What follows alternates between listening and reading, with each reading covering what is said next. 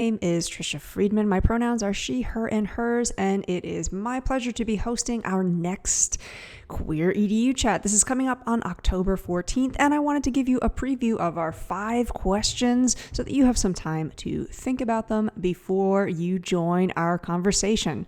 Question 1. What is one TV show, film, game? It can be any piece of media that you would like to highlight, showcase, because you feel like it's done a lot for queer representation this year.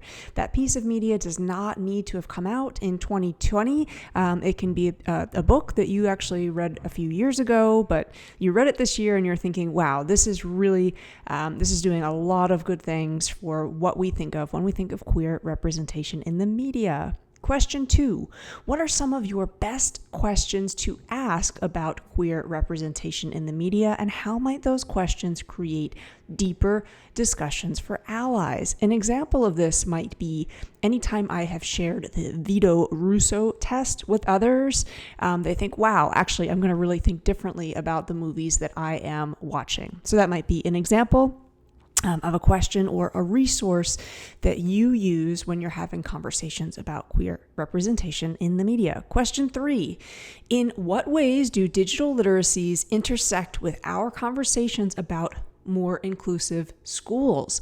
So an example here, look at the power of Twitter. Justin has done an amazing job of bringing together educators for over a year now to have conversations about the state of education, about what inclusive schools are. And again, learning to navigate Twitter, learning to understand what a hashtag is, what a Twitter chat is, that digital literacy has empowered us to get together. So how are we making sure that our students also understand how to employ these important literacies in order to build community? Question 4.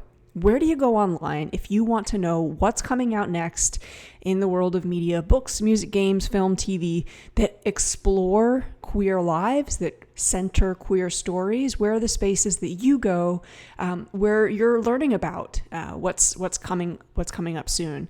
Often I will find people will say, no, I've never heard of that TV show. I never heard of that movie. So how can we help redirect folks to learning about some of the media that might not always be at the center stage of mainstream culture?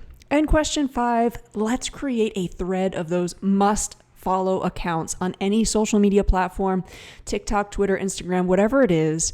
And how are these accounts supporting you and helping you to redefine the idea of what an inclusive school or world is?